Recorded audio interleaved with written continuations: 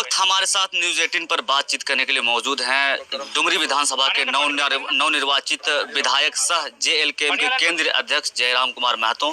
आपको बता दें कि जब से झारखंड विधानसभा चुनाव के नतीजे सामने आए तब से लगातार न सिर्फ राज्य की राजनीतिक पटल पर बल्कि देश की राजनीतिक पटल पर जयराम कुमार महतो की चर्चा पूरे जोर शोर से हो रही है। हमारे साथ न्यूज 18 पे इस वक्त बातचीत करने के लिए जयराम कुमार महतो खुद मौजूद हैं। आइए हम उनसे बात करते हैं और अधिक समझने की कोशिश करते हैं, क्योंकि इन जैसे क्रांतिकारी युवाओं को जब यहाँ की जनता ने इन्हें चुनकर भेजा है तो आने वाले समय में झारखंड की राजनीति की रूपरेखा क्या होगी, हम थोड़ा समझते हैं और इनसे बात करने की कोशिश करते हैं। जयराम दा, न्यूज 18 पर आपका स्वागत है। और आप ये बताइए पहले कि डुमरी की विधानसभा की जनता ने आपको चुन करके विधानसभा भेजने का काम किया है और आपने मंत्री को हराया है और सम्मानजनक मार्जिन के साथ हराया। पहले क्या कुछ कहना चाहेंगे आप? जी, डुमरी की देवतुल्य जनता का आभार, अभिनंदन, उनके तमाम विश्वास जो उन्होंने जताया है उसके लिए उनका बहुत ही धन्यवाद देंगे। और अभी देखा जा रहा है कि लगातार जो इंडिया महागठबंधन है उनमें उथल पुथल जारी है। अभी तक मंत्रालय वगैरह जो भी एलोकेट नहीं हुआ है, तो इसमें आपका क्या भूमिका होगा?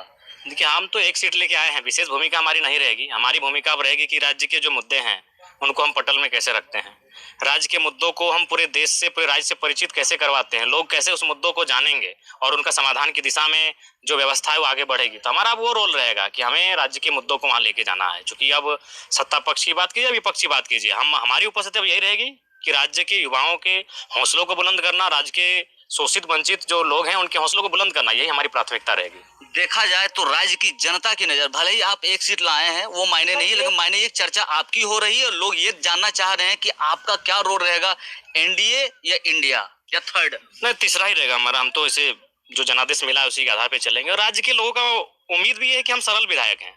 अभी हम सुबह जब जनता दरबार में बैठे थे तो हमको लगता है कि डुमरी से ज्यादा बाघमारा, टुंडी, धनबाद, इन विधानसभाओं के भी लोग आए थे। तो मैंने ये थोड़ी कहा कि आप हमारे आपके विधायक हम नहीं, मैंने कभी नहीं कहा। हमने ये कहा कि आपकी जो समस्याएं हैं उनको समस्याओं के तौर पे हल करेंगे। जो योजना मेरी आई वो डुमरी के लिए रहेगी, लेकिन आपकी समस्याओं का समाधान करने के लिए हम आपके लिए भी तैयार है। तो लोगों की ये अपेक्षाएं हैं, क्योंकि उनको भी मालूम है कि भले वो चुनाव जिनको जिताए हैं, हमें नहीं लगता है कि वो उनके पास ना उनको समय देंगे ना उनकी समस्याओं को सुनेंगे, और इतना विधायकों के पास समय भी नहीं है। तो इस लिहाज से पूरे राज्य के, खासकर जो उत्तरी छोटानागपुर का 1 दर्जन सीट है, हमें लगता है कि वो अपनी समस्याओं को लेकर जयराम महतो के पास ही आएंगे। विधानसभा में किन किन मुद्दों को आप प्राथमिकता के तौर पर उठाना चाहेंगे? मुद्दे अभी युवाओं के मुद्दे हैं, युवाओं के नियोजन से संबंधित, रोजगार से संबंधित, परीक्षाओं से संबंधित, बहालियों से संबंधित, उन मुद्दों पे हमारी प्राथमिकता रहेगी बात को रखने की। स्थानीय मुद्दा, खतियान आधारित स्थान नीति का मुद्दा, वो विषय रहेगा। तमाम झारखंड का औद्योगिक क्षेत्र में तब्दील हो चुका है, झारखंड का तमाम, तो उन औद्योगिक क्षेत्र में जो विस्थापन की नीतियां हैं, जो पुनर्वास की समस्याएं हैं, उन पर बातचीत होगी। सरकार की तरफ से अगर आपको कुछ सम्मान दिया जाए तो उस पर गौर? अरे सरकार तो सम्मान तो देने के लिए तैयार है, सत्ता और विपक्ष। उनको ही मालूम है कि जयराम महतो डायनामाइट है, इसको जिधर जिस पाले में रखेंगे और जिस दिन धमाका करेगा बवाल होगा। तो लेकिन मेरा महत्वाकांक्षा नहीं है कि सत्ता में जाके बैठ जाए। हम अपने जनता की सुविधा के लिए जो भी निर्णय लेंगे जनता के लिए लेंगे। हमें व्यक्तिगत किसी से भय नहीं है। व्यक्तिगत हम तो सर पे कफन बांध के गए हैं और झारखंड की हिस्ट्री में पहला है जो विधायक चुनने से पहले हम काला कफन बांध के बेरमा में चुनौती ठोंक के गए थे। कोई परमिशन उन लोग कैंसिल कर रहा था, हम बोले गर्दन लेके आ रहे हैं किसी के माइकल लाल मेहता ना सामने। तो हम अपने लिए कुछ भी नहीं करेंगे, जो हमारी जनता आएगी उनके संरक्षण, 11 लाख लोगों ने हमें वोट किया है, उनकी समस्या, उनका संरक्षण, वो हमारे लिए प्राथमिकता रहेगी। नतीजे आने के बाद भाजपा के एक विधायक ने कहा था आपसे, एक नहीं हमको, नहीं एक नहीं, क्या कहा था? नहीं एक का नाम ही बोलिए। एक तो सीट जीता है, क्या हो गया है? अच्छा ठीक है, भविष्य सामने है, क्या होगा नहीं होगा वो देखेंगे। वो भी भाजपा से है तो भाई उनको भी अपने इतिहास जानना चाहिए। वो 2 सीट से आए थे देश में।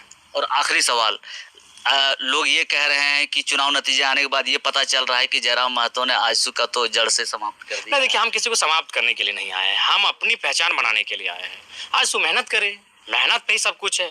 उन्होंने आखिर उनको समीक्षा करनी चाहिए कि हम में खामियां कहाँ रही, क्यों जनता हमसे कटे, तो उनको वहाँ सोचना चाहिए। हम किसी को खत्म करने नहीं आए, हम अपना उदय के लिए आए हैं। भविष्य में अगर ऐसा मौका मिलता है तो आजसू के साथ मिलकर काम कर सकते हैं, क्योंकि आइडियोलॉजी तो दोनों का एक ही है कहीं ना कहीं। नहीं, ऐसा आप किसी को नहीं कर सकते हैं। आइडियोलॉजी आप अगर देखेंगे तो सबका कुछ ना कुछ मिल खाता है और सबका कुछ ना कुछ विचारधारा विपरीत होती है, तो वो समय और परिस्थितियों का हिसाब तय करता है।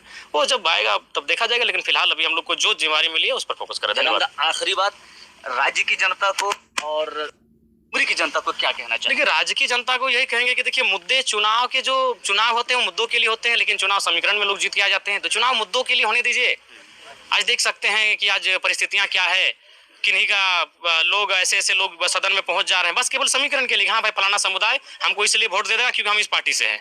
तो इन सब चीज़ों से राज्य की जनता को उठ के मुद्दों के लिए वोट करना चाहिए, उनको यही संदेश रहेगा। और डुमरी की जनता, उन्होंने जिस उम्मीद के साथ हमें चुना है उस उम्मीद पे खरा उतरेंगे। धन्यवाद। तो हमारे साथ डुमरी के नवनिर्वाचित विधायक जयराम कुमार मौजूद थे और इन्होंने हर बार की इस बार भी बेबाकी से तमाम सवालों का जवाब दिया है। ग्रेड न्यूज़ 18 के लिए मैं एजाज अहमद।